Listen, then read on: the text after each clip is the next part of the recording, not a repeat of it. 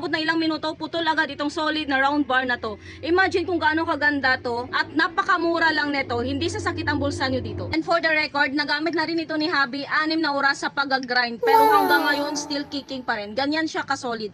Kaya kung naghahanap kayo ng swak sa bulsang angle grinder, ito yung isa sa marirecommend ko sa inyo. Kaya kung gusto nyo na ganitong klaseng angle grinder, ilalagay ko ang link nito dyan sa basket.